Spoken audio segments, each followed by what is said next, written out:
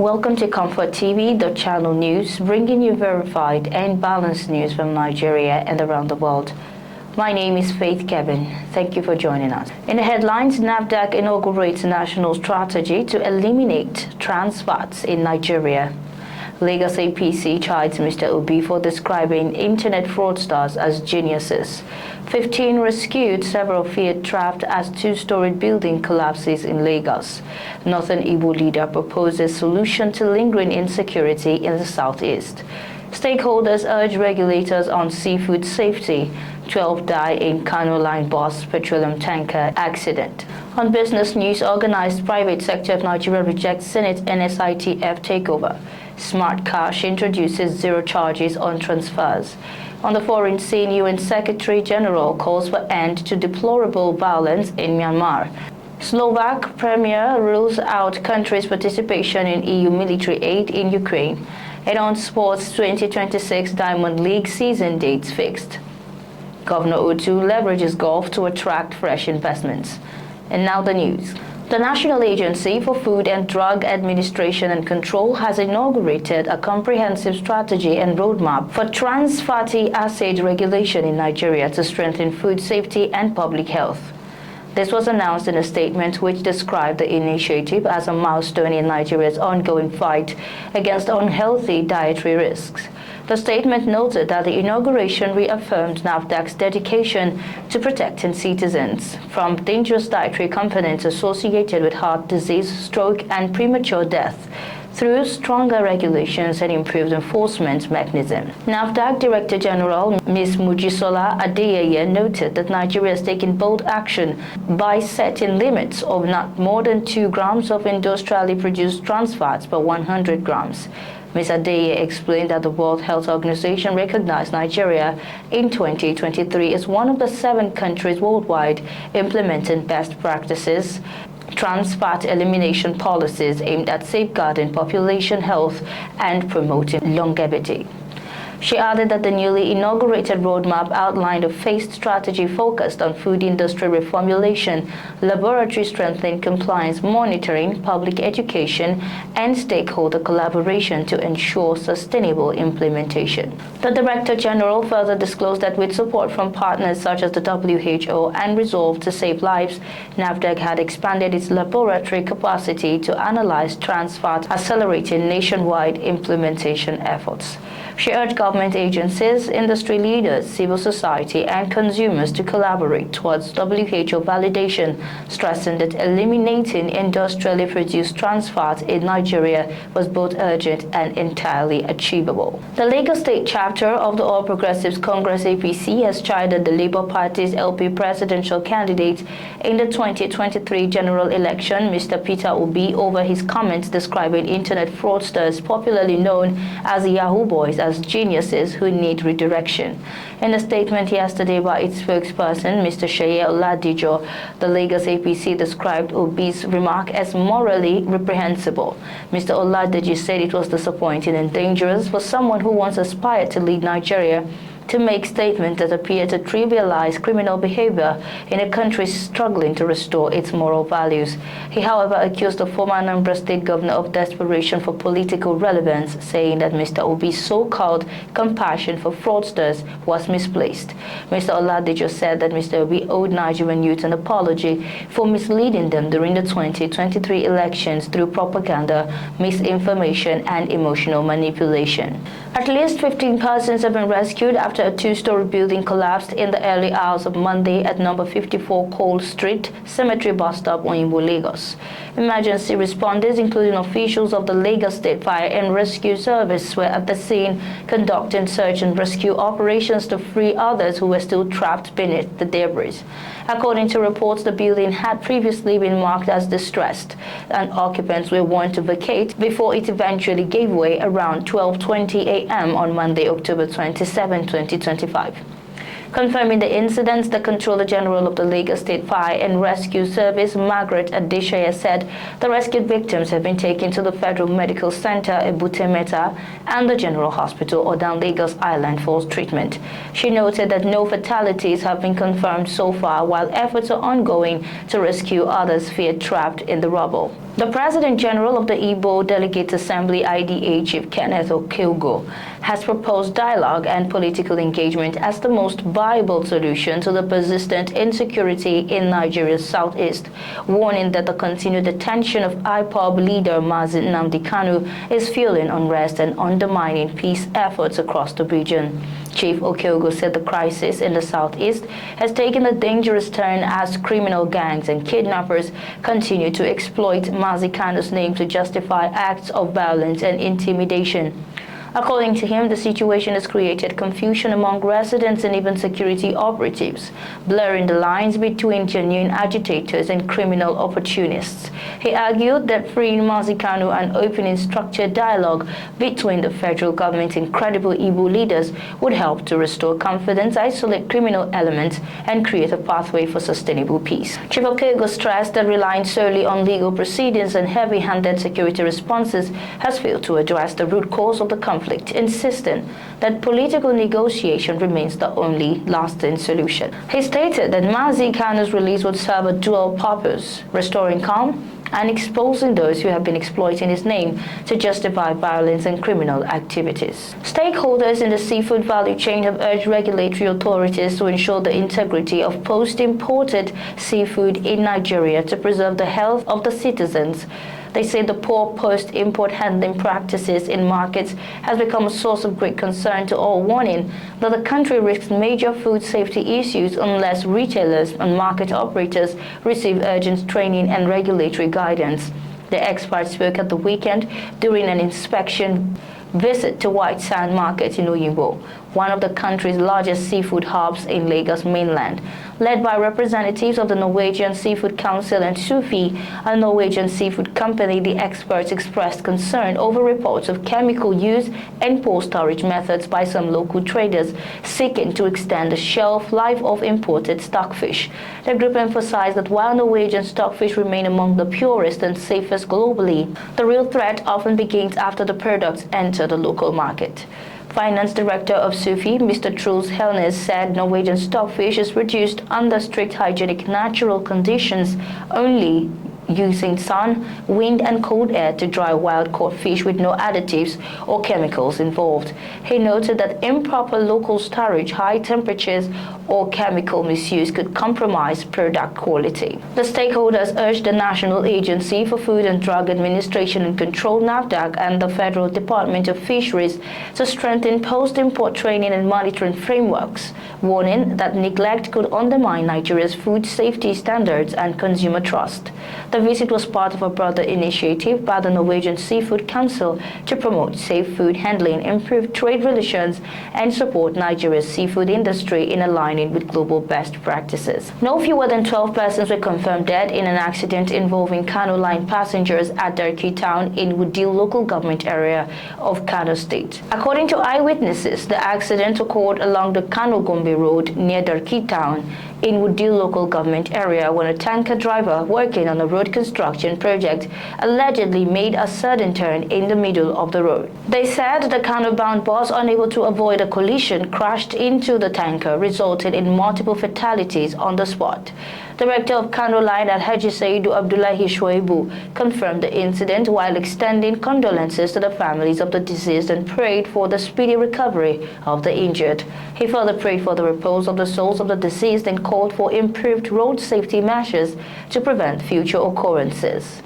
The MD noted that authorities have since launched an investigation into the cause of the crash.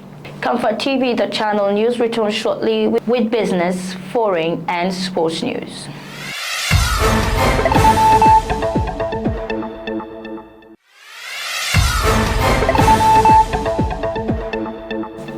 Many thanks for staying tuned. This is ComfortTV.channel news. We bring you business news where the Organized Private Sector of Nigeria, OPSN, has rejected the proposed amendment to the Nigerian Social Insurance Trust Fund NICTF Act, describing the move by the Senate as a dangerous attempt to hijack and politicize the management of workers' social protection funds.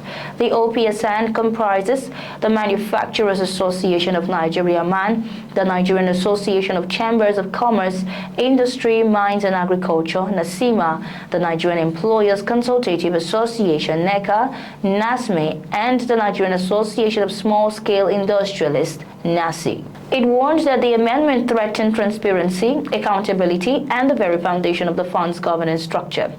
In a letter to the Senate President signed by the Director General of the five-member organization, the OPSN urged the Senate to immediately halt the legislative process, which has already passed second reading, insisting that the proposed change would undermine the NSITF's tripartite structure and violate international labor standards. OPSN noted that the NSITF Management Board, as currently constituted, serves as the trustees and conscience of the fund by ensuring prudent and transparent management of contributors' resources. It reaffirmed its commitment to working with the government and organized labor to strengthen, not weaken, institutions that safeguard the welfare and security of Nigerian workers, warning that the future of industrial peace and social protection depended on resisting any attempts to compromise the integrity of the NSITF. Still on business, Smart Cash Payment Service Bank, Smart Cash PSB, a subsidiary of Airtel Nigeria, has announced zero charges, a total removal of transaction fees across all interbank transfers, bill payments, and short message service (SMS) notification. The zero charges from Smart Cash is designed to break down financial barriers and reduce costs for millions of Nigerians. It aims to drive the adoption of digital banking services, creating a more inclusive and affordable financial ecosystem that benefits both existing customers and new users, including those without a bank account.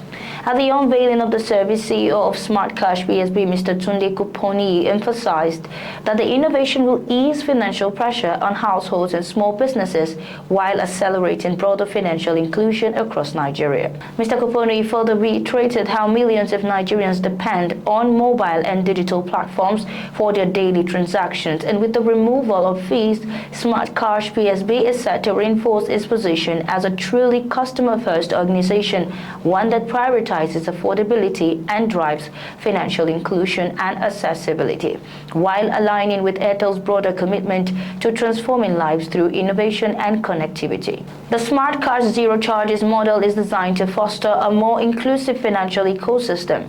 It is expected to set a benchmark in Nigeria's financial services industry with a potential to reshape customer expectations and industry standards. By removing charges, Smart Cash is demonstrating its commitment to trust, transparency, and customer-first innovation. On the foreign scene, United Nations Secretary General Mr. Antonio Guterres has urged Myanmar's military rulers to end the violence that has gripped the country since the 2021 coup and to chart a credible path back to civilian government. Speaking at a press conference on the sidelines of the ASEAN summit in Kuala Lumpur on Monday, Mr. Guterres said the military takeover had deepened the country's crisis and posed a growing threat to regional stability.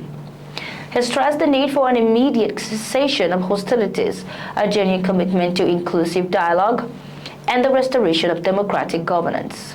The UN chief warned that the ongoing conflict had compounded the suffering of Myanmar's population, which has endured years of political and humanitarian turmoil. Since the overthrow of Aung San Suu Kyi's democratically elected government in 2021, Myanmar has been engulfed in conflict, with armed resistance forces taking control of significant territories. The military government has maintained that it plans to hold general elections by the end of the year. Still on the foreign scene, Slovak Prime Minister Robert Fico announced that Slovakia will not take part in any EU initiative to finance military assistance to Ukraine, reaffirming his government's position to supporting Kyiv's defense efforts. Speaking at a press conference, he said he refuses to allow Slovakia to participate. The Prime Minister argued that the EU's plan to allocate around over $162 billion to support Ukraine in the coming years represents the EU's biggest mistake. Prime Minister Fico also renewed his criticism of sanctions imposed on Russia, claiming they harm European economies more than Moscow. Onto the world of sports. After a record-breaking 2025 season, the world's top athletes are gearing up for the 17th edition of the Wonder Diamond League, which returns in 2026, with doubled prize money, $20,000 for regular winners and $50,000 in the finals.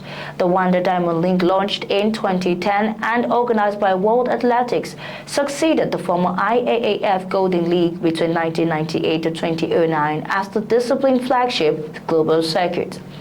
Comprising 15 elite meetings across the world, it brings together the finest athletes on the planet in a dazzling display of speed, strength, and precision. This week, the roadmap has been announced, barring any last-minute change, presumably with the same prize money structure that was decided at the end of 2024. Spanning 4 continents, the Diamond League remains one of the most global sporting series in existence.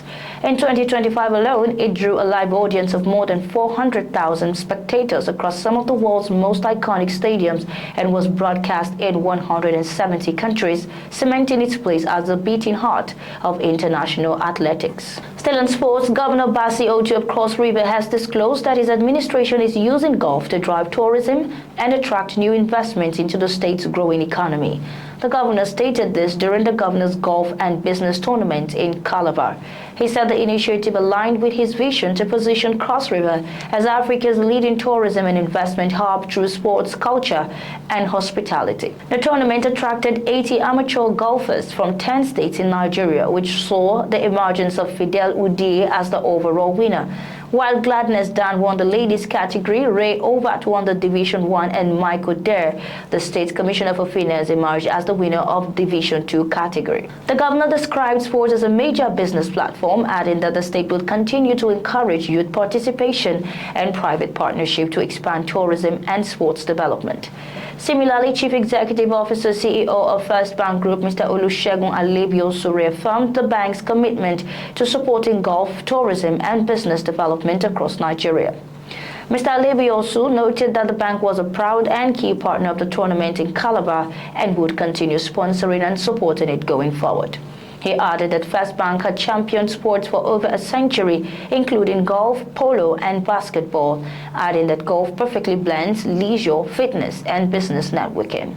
And that's our news bulletin for the morning. But before we go, here is a recap of our top stories. NAFDAC inaugurates national strategy to eliminate trans fats in Nigeria. Lagos APC chides Mr. Obi for describing internet fraudsters as geniuses. 15 rescued, several feared trapped as 2-story building collapses in Lagos. Northern Igbo leaders propose a solution to lingering insecurity in the southeast. Stakeholders urge regulators on seafood safety. 12 die in Kano Line bus petroleum tanker accident. On business, organized private sector of Nigeria rejects Senate NSITF takeover. And on foreign, UN Secretary General calls for end to deplorable violence in Myanmar. On sports, 2026 Diamond League season's date fixed. Thank you for watching. For breaking news, exclusive interviews, and more, follow us online at ComfortTV.channel on all platforms. Remember to like and share our video, subscribe to our channel, and hit the notification bell so you don't miss out on future updates. My name is Faith Kevin. Until next time, stay informed, stay connected.